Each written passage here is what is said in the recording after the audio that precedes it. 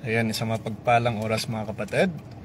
Napakaganda po ng ebanghelyo natin ngayon, no, na tumutukoy or tumutugon doon sa tanong na sa papaanong paraan ba natin nakilala ang Diyos? No? Sa papaanong paraan ba natin tayo napalapit sa Diyos? Ito po no, ang ebanghelyo na mababasa po natin sa John chapter 1 verse 45 to 51 na kung saan tumutukoy po sa tagpo ni Nathaniel, na mas kilala po sa tawag ngayon na si San Bartolome Apostol, sa ating Panginoong Jesucristo, na kung saan po no ay nilapitan siya ni Felipe at sinabi sa kanya na nakita na nila ang tinutukoy ni Moises at ng mga propeta, at ito nga ang tinutukoy nila ang ating Panginoong Jesucristo.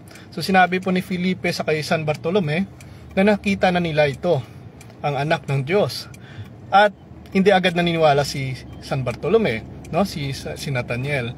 Ano pong ginawa niya? Sumama sa kay Felipe upang tukuyin talaga kung siya ang tinutukoy ng mga propeta at sa mga sulat ni Moises. So nung lumapit po si San Bartolome or si Nathaniel, sinabi sa kanya ng ating Panginoong Jesucristo, narito ang tunay na Israelita. Tunay na Israelita na walang daya. So doon po nagtaka si San Bartolome o si Nathaniel na paano mo ako nakilala? At dito po sinabi ng ating Panginoong Jesucristo, hindi ka pa man tinawag ni Felipe, alam ko na nandoon ka sa ilalim ng puno ng igos. So doon po naniwala si Nathaniel o si San Bartolome na talagang ang ating Panginoong Jesucristo ang siyang tinutukoy ng mga propeta at ni Moises. So napakaganda po ng mensahe dahil lahat naman po tayo siguro ay may mga tagpo din no, sa ating buhay kung paano po natin nakilala ang Diyos, kung paano po tayo napalapit sa Diyos. Dito po no, sa ebanghelyo na ito ay pinakita sa atin ang tagpo ni San Bartolome. Yes, sir. May ginaulat lang kami nga pasero. Ay sige mamove lang kami. Ay sige. Ay sige. Okay. So ayan, magpalit muna tayo ng parking while waiting po tayo dito.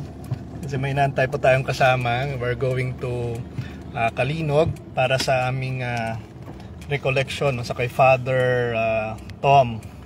So ayan, inaantay namin dito sa terminal yung kasama natin. So sige. Isa po yan no, again napakaganda po ng mensahe ng ebanghelyo natin ngayon dahil ito po ay patungkol no sa tagpo ni San Bartolome or ni Nathaniel sa ating Panginoong Jesucristo. So dito nga po ipinapakilala sa atin na bago pa man tayo lumapit sa Diyos, bago pa man tayo nakatagpo sa ating Panginoon, ang Diyos na mismo ay nakakaalam sa lahat ng pangyayari. Ito, pre, sa may plaza, pre. Sa may plaza na lang? Mapakapisa ko sa ato sa may plaza. Ay, okay, sige. So, by the way, kasama po natin dito no, si katutuan na ating pag-usapan, si Brother Romel, no? So, sama-sama po kami na magpunta doon sa aming gagawing recollection no, with Father Tom. So, ayan, inaantay pa namin yung isa pa naming kasamang vlogger din, no? Si Armor of My Soul. So, ayan. So, ayan mga kapatid, no? So, again, napakaganda po ng mensahe natin ngayon patungkol po sa ebanghelyo na tumutukoy, una, ang mensahe po ay tumutukoy sa atin. Siya na? Okay. Yan, may tumutukoy po sa atin sa tunay na pananampalataya. At dito nga po ang ipinakita po ni Nathaniel o ni San Bartolome, o mas kilala na si San Bartolome, ay ipinakita niya ang tunay na pananampalataya. Na kung saan, again, no, hindi pa man sila nakita ng ating Panginoong Jesucristo, pero kilala na siya ng ating Panginoong Jesucristo na sinasabing ito ang tunay, no, na siya ang tunay at walang daya na isang Israelita.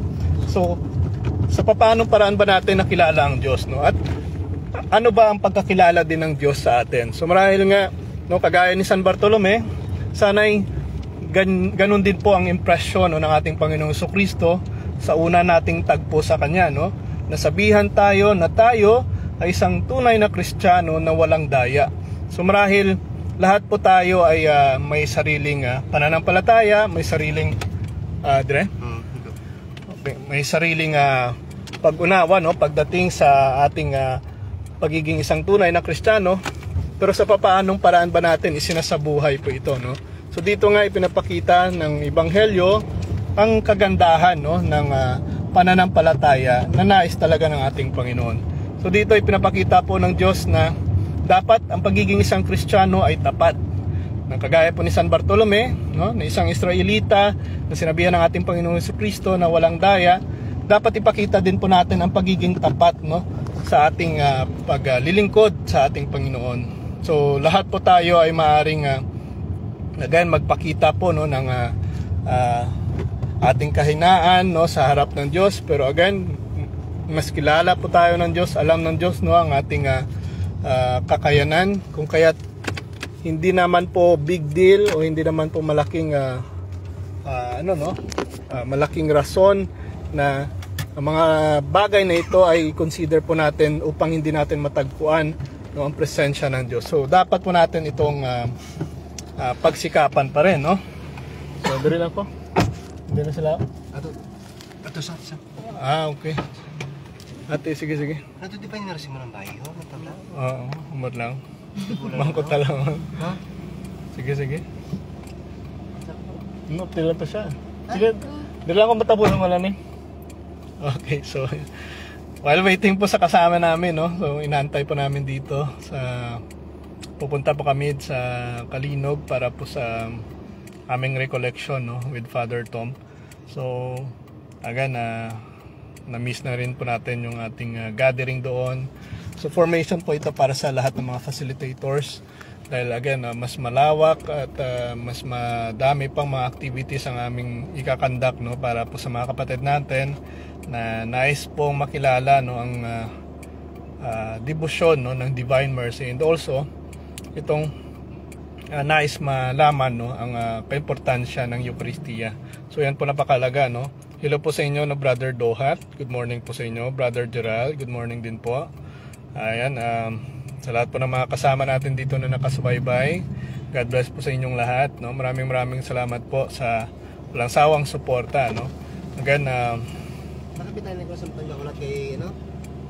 sa din ko na. Lang araw. Ang puno. Okay. Sige. Sige. Wala na tanay. Okay, so mamaya na po ako, no?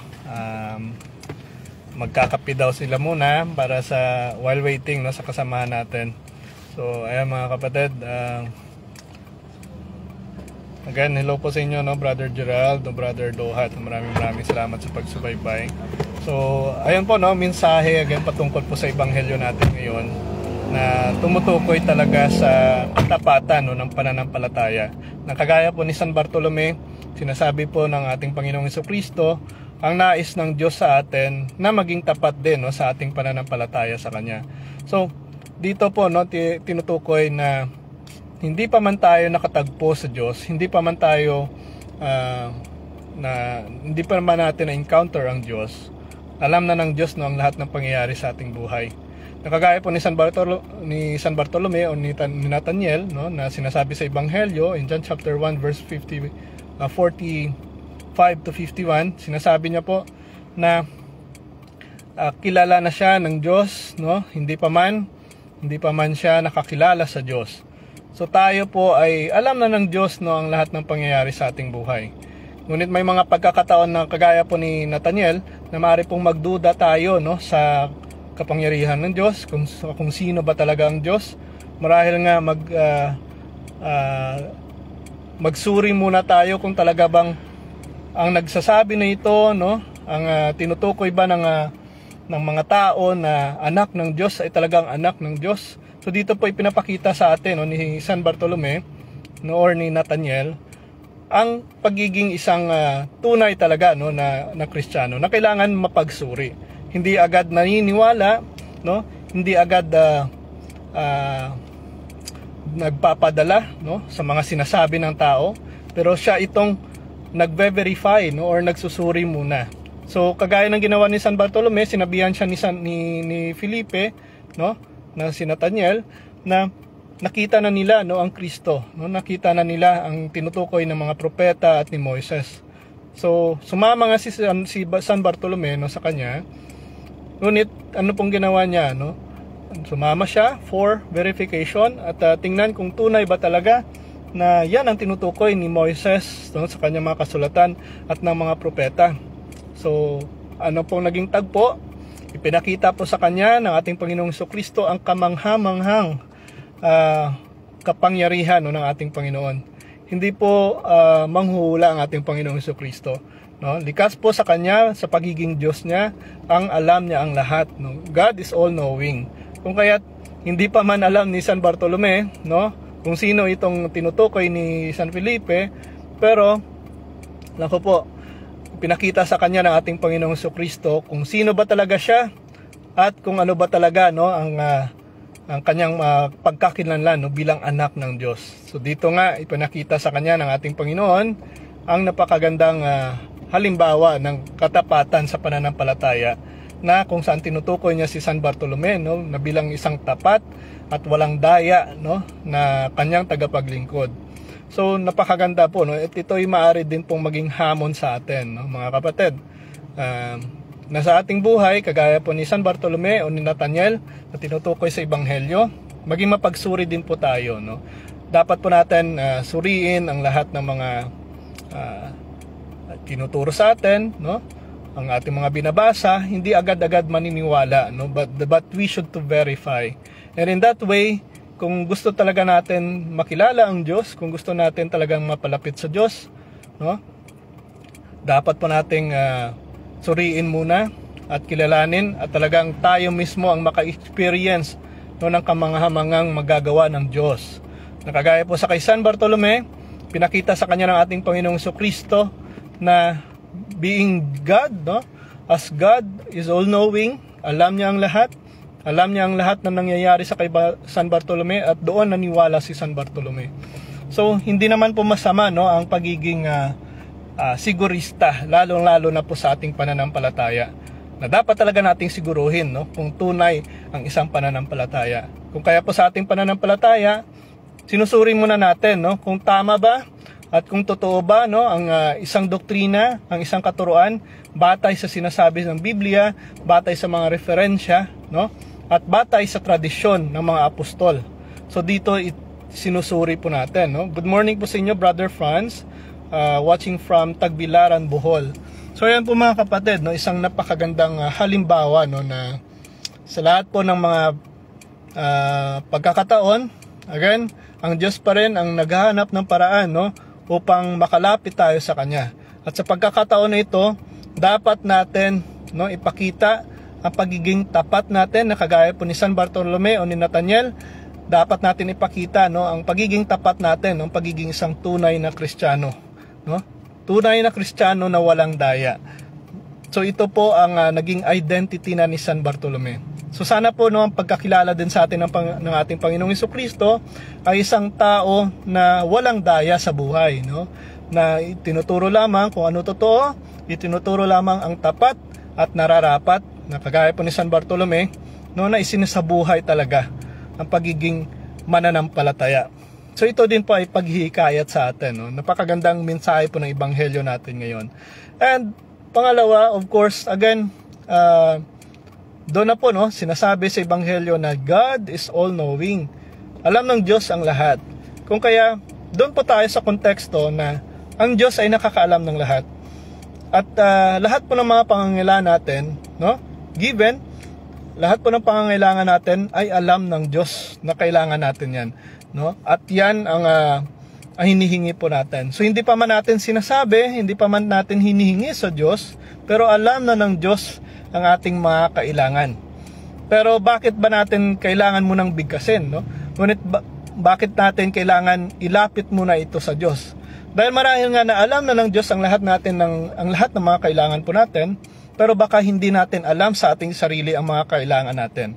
So kung kaya, nirerespeto pa rin ng Diyos, no, tinatawag natin na freedom. Nirerespeto pa rin ng Diyos ang tinatawag natin na desisyon, no, natin bilang isang tao. So alam naman po natin na hindi po tayo pinapangunahan din ng Diyos unless, no, we allow God na na gumawa, no, sa ating buhay. So nirerespeto pa rin ng Diyos ang ating freedom. Ngunit kung tayo talaga'y nangangailangan ng mga bagay na ito, no, pangangailangan sa ating buhay, kahit alam po yan ng Diyos, kailangan natin ilapit sa Diyos, kailangan nating humingi ng tulong sa Diyos, humingi ng gabay sa Diyos, dahil yan po ang nararapat, no? Dahil hindi naman po yan dahil sa ito'y para malaman ng Diyos, ngunit ito'y para malaman po natin, no? Bilang isang tao, bilang isang mananampalataya, kung bakit po tayo nananalangin sa Diyos, ay hindi upang malaman ng Diyos ang ating kailangan sa buhay, kundi upang malaman natin sa ating sarili mismo na yan talaga ang ating kailangan. And that shows ang tinatawag po natin na humility. Na hindi po tayo mataas yung pride na hindi ko na kailangan ng Diyos, no, dahil kaya ko naman ang lahat.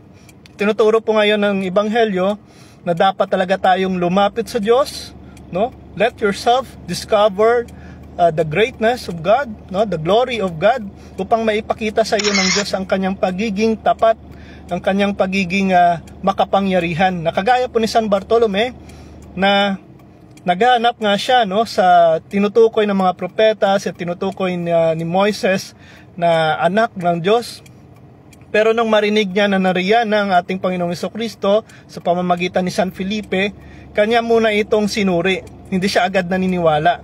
No? Kanya siyang lumapit sa ating Panginoong Jesucristo at sa kanyang sarili mismo na witness niya ang kapangyarihan ng Diyos. So dito rin po ay nagpapakita sa atin, tuturo po sa atin na dapat tayong lumapit talaga sa Diyos upang nang sa gayon ay makilala natin siya sa pamamagitan, no, ng kanyang kapangyarihan na ibigay ang lahat ng ating mga pangangailangan. We pray for God para po, no, sa ating mga pangangailangan. So, yan po mga kapatid, no? Tapos na mo? Ayan, magkakape muna ka mo. Sa kuno mo, subscribe. Subscribe man siya, okay. So, mag-limit muna kami dito sa isang follower po namin dito. Nandito po kami sa Pasig City. Magkakape muna kami. So, while waiting. So, dito po yung isa namin kasama, no? Isa po sa mga followers natin na nakasubaybay, no? Hello po sa inyo, Brother Damayo, good morning din po from Leyte. Charlene from Cebu, good morning din po, Sis Charlene. Good morning din po, no, Brother Beltran from Bukidnon, God bless din po sa inyo. Ayan, Sister Marilyn, good morning din po. May freedom po talaga ang Diyos. Po kaya nandito ako, ayan. Yes, lahat po tayo ay binigyan ng freedom, lahat po tayo ay may free will, no, na ibinigay ng Diyos. Kung kaya nire-respeto yan ng Diyos. At ang kailangan lang po natin ay ipakita na kailangan natin ng Diyos sa pamamagitan ng paglapit natin sa Kanya. So, may isa na po tayo ditong taga-subayban din ng ating page, no, na nag-iimbita po sa atin na magkape. Yan, makita ko po sa inyo. Hi, bro. Ay, sorry. Hello, good morning. Oo. Ay, oo. Nagalantaw ka man? Lagi mo na tanaw mo kada ay kape mo na. Sir, curious. Si bro, Erwin Pamplona. Pamplona. Hello po, Brother Pamplona. So, ayan. Kasama po natin dito yung kapatid natin. So, nag-live, nag-gospel reflection. CJ Pamplona. CFD man sa una? CFD man. Aso lang. Pioneer sa Lilo. Kami ang padrita ko. Tinga sa una, subong haw. Asa Sa sa buman? subong kaso lang ang pagbalik ko di mga patay na akong mga Sa din ka before, sa din ka Dirigit niya sa parokya del Paso. Hindi, namin ko nag-travel ka? Oo, nagpa-Saudi, Kuwait. Okay. Tapos nagbarko pa ko. Continue na kaya rin, nakasubong? Di pagbalik ko di, kinuha ko ni Mayor nga sports coordinator di sa combat sport. Hindi ka tudlo commercial arts. Hindi na lang mga upod no, sa unang safety. Patay na iban Ay, okay. mga sa barangay sang birhen na sila gaupod. Ito nang dinaptanan lang. Hindi amo na ganito yo ko kung makakonek ako.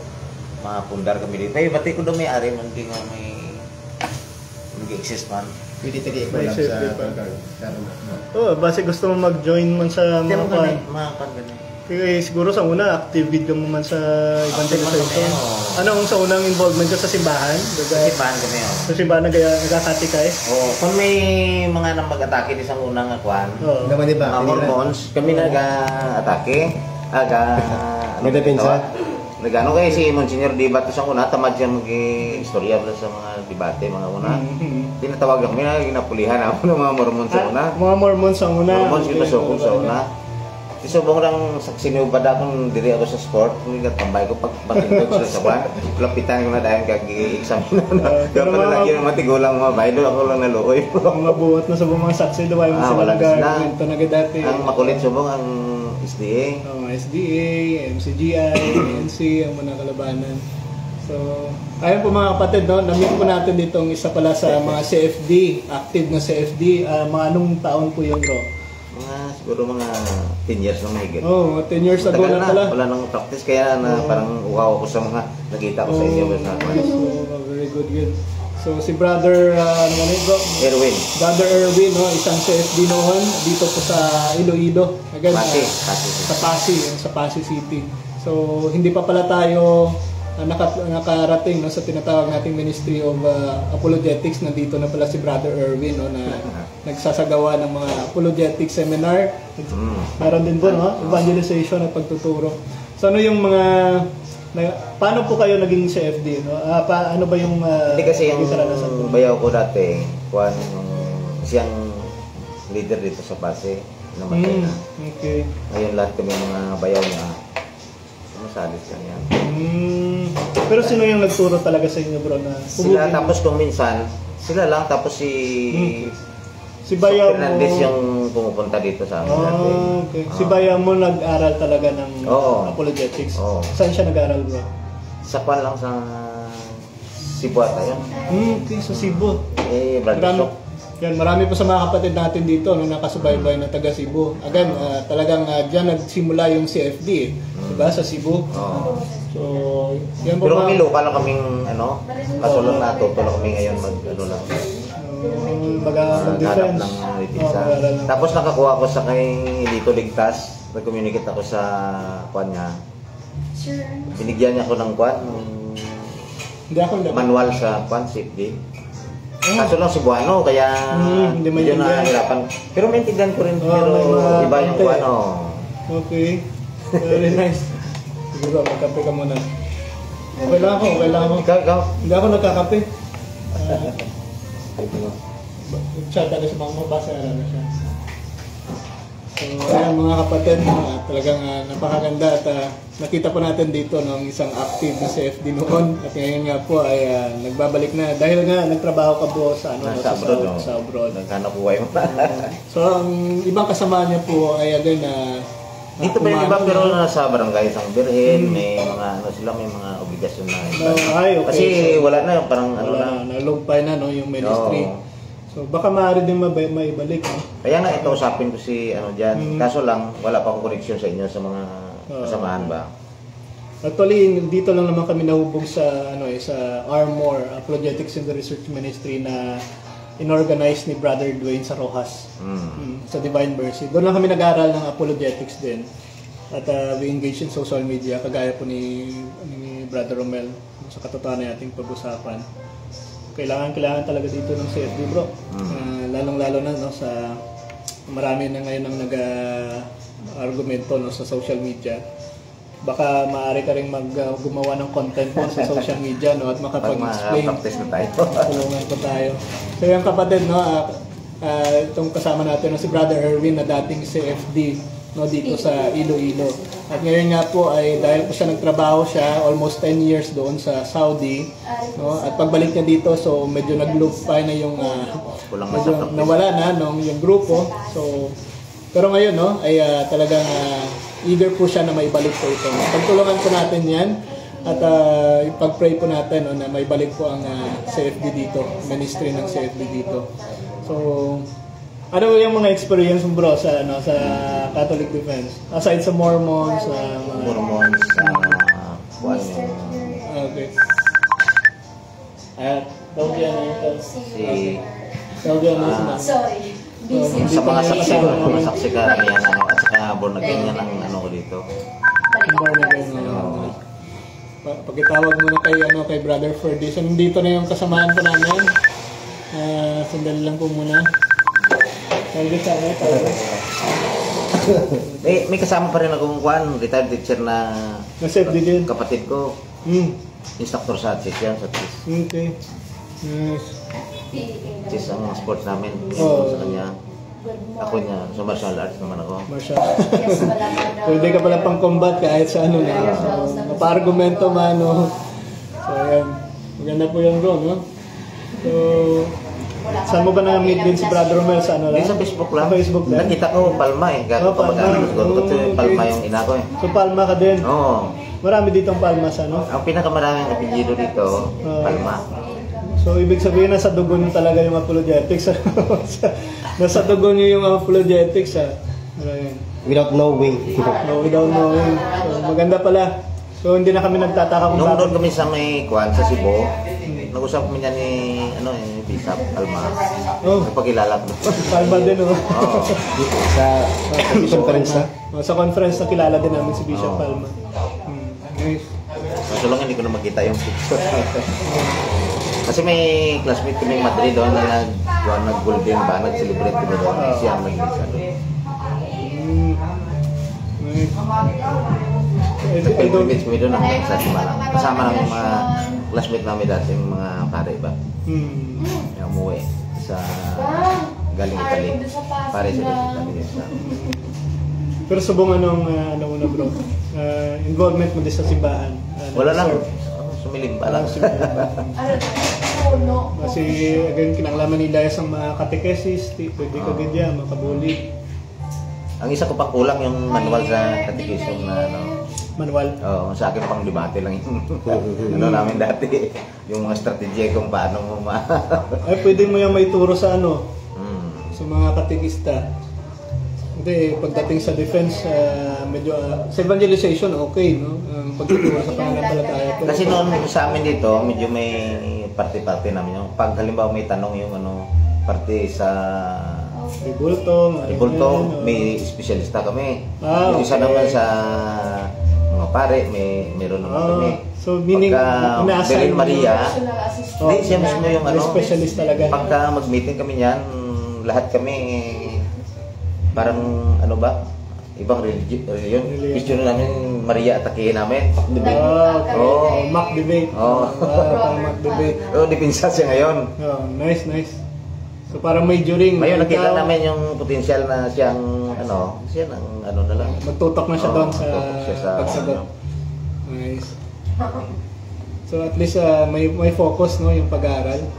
Kung magaling ka sa pag-defend sa images, doon ka sa images. So, maganda no ang pamamaraan ng mga kapatid. Ngayon ang ideya namin noon, hindi na kami na inatake kami. Kami na mismo umatake. Mismo sila. So, hindi na defense of Oo, sila nang mag-ano sa amin. Okay. Pag tumayo yung ano niya, o saan kayo, ano, may authority kayo. Yan ang unahan sila gago. Authority, wala na sila eh. Ari kami sa Pasig. Oh, yan kasi yung problema eh. Kasi kapag depensa lang ng depensa, no, pagdating naman sa kanilang mga aral, hindi nila nasusuri na mabuti, no? Kung hindi natin sinasabihan, hindi tinuturuan, wala din. So, maganda yan, bro. So, meaning, sa mga encounter po ninyo, may mga na, ano na ba? May mga naibalik sa May mga Catholic? na- May mga na-convert? Oh. Maganda Kaso lang mga matanda yan, no, umalis na ako, hindi ko na maalala yung iba. Hindi mo na kailangan. Meron nga isang kwan eh.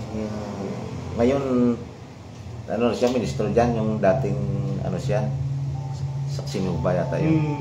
Nalay minister na. Ngayon na pakaon na siya. Galing. That's great. Dating saksi ni Jehovah, ngayon ay lay minister na dahil po no, sa pagsisikap ng mga kapatid natin na maturuan no, ng ating pananampalataya. So ngayon bumalik na sa simbahan, isang magandang balita po yan. No? So ano pa yung mga kasama natin, ano pa yung mga na-convert, yung mga dating may mga born natin? Yung noon, napakalma namin, hindi, nung kasagsagan ng kwan, dumadami yung kunagil dati, di ba? Oo. Dami, may simbahan dyan. Marami simbahan, puro may, parang dyan sa church. Ngayon, pag dumaan ako sa simbahan nila, 3-5 lang silang babanda lang. Oo. Okay. Naano na namin eh. Sa kapaligiran din, ibang mag-anak namin. Sinabi namin na walang kwan yan.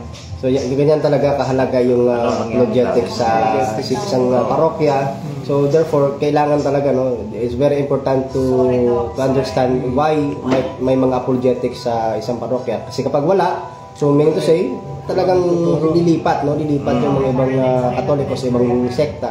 Dahil merong mga apologetics, paano pa sila lilipat? Ang hinahanap nilang turo ay nasa sa atin na, di ba? Fullness of truth, nasa simbahan. Kaya ngayon yung simbahan dyan, puno-puno yung pagka, dati, puno. So ngayon puno na, no?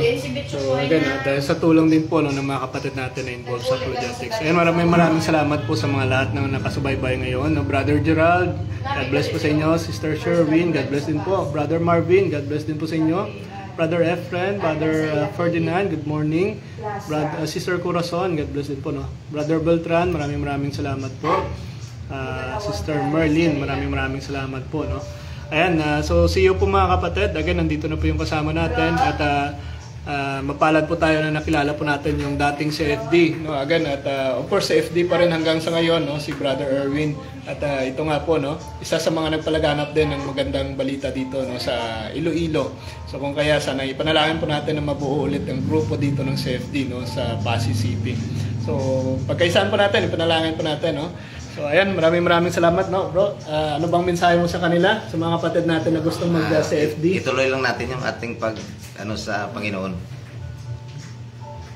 Para mag-aaral tayo ng mga sa ating Panginoon ba. Yun lang. Ayan, so thank you so much. Ayan, mga kapatid, maraming salamat po. At see you po sa mga susunod natin na live. So again, this is Mr. Curious Catholic. Kasama po ninyo sa pagtatanggol ng ating simbahan. Pro Deo et Ecclesia, sa Diyos po ang lahat ng kapurihan. God bless po sa ating lahat.